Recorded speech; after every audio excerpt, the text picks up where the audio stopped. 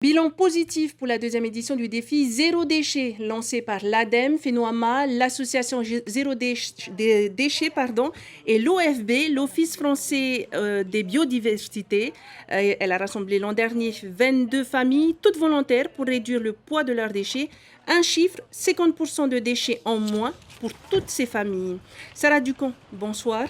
Bonsoir. Êtes-vous satisfait de ces chiffres? Oui, complètement satisfaite. On a fait mieux que la saison 1. Là, 100% des familles, comme tu viens de le dire, a réduit de plus de 50% son poids de poubelle. Et on a plus de la moitié des familles qui ont réduit jusqu'à 90% leur poids de poubelle. C'est-à-dire qu'au final, c'est presque, vraiment presque du zéro déchet. Comment est-ce qu'on arrive à atteindre ces chiffres? Eh bien, on y arrive parce que déjà, on le veut, hein. Évidemment, c'est un autre choix de vie, c'est un autre quotidien, c'est une autre organisation et c'est mettre ses priorités ailleurs et dans la production de produire de moins de déchets, pardon. Et du coup, on y arrive grâce à des ateliers et surtout à un geste simple, c'est le compostage. Hein. Composter ses déchets, c'est réduire déjà d'office 50% de son poids de poubelle. Alors pourquoi est-ce que c'est important de réduire ces déchets, notamment en Polynésie française? Eh bien, comme vous le savez, on est une île, on a des contraintes géographiques, on a une croissance économique qui augmente chaque année et on a du coup une surproduction de déchets. On ne sait pas quoi en faire, on a le centre de Paillereau qui va bientôt déborder. Donc, produire moins de déchets, c'est vraiment un défi que tout le monde devrait mettre en place dans son quotidien. Justement, après ces 2 premières saisons, est-ce qu'il y a un suivi des familles qui ont participé à ce défi?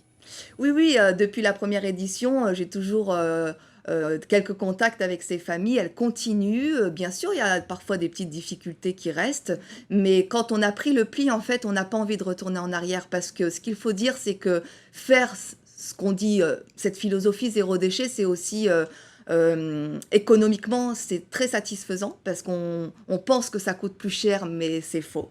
Et puis, c'est un vrai épanouissement personnel et ça vient bien au-delà. On va parler aussi santé, alimentation, puisque produire moins de déchets, c'est aussi faire soi-même. Ça passe beaucoup par les enfants. Souvent, les parents s'y mettent, c'est pour sensibiliser les enfants. Et c'est un choix de vie qui vraiment est bénéfique pour la famille. Alors, en ce qui concerne justement ces familles volontaires, je le rappelle encore, c'est une façon aussi pour l'association de pouvoir dresser des sentinelles dans les quartiers. Oui, en fait, ce défi aussi, il est fait pour ça, c'est-à-dire il permet de sensibiliser des familles qui elles-mêmes vont sensibiliser leur quartier, leur famille, leurs amis et sont des sentinelles, comme tu le dis, pour toute la Polynésie. Enfin, en tout cas pour Tahiti, hélas, non, pas encore pour toute la Polynésie. On aimerait aller dans les îles, ça se fera, j'espère. À quand le démarrage de la 3e saison alors? Eh bien, on espère l'année prochaine. On va attendre un petit peu, mais l'année prochaine, il a été signalé qu'il y aurait une saison 3. Des Voilà. dates peut-être plus? En général, on aime bien commencer entre octobre et mars, donc fin de l'année plutôt. Et les familles, comment est-ce qu'elles peuvent vous contacter pour s'inscrire? Pour s'inscrire, on mettra en place de toute façon ce qu'on appelle un casting, mais c'est pas vraiment ça. Et sinon, on a une page Facebook Zéro déchet Tahiti. Merci beaucoup Sarah Ducamp pour toutes ces réponses et toutes ces explications. Merci. Merci.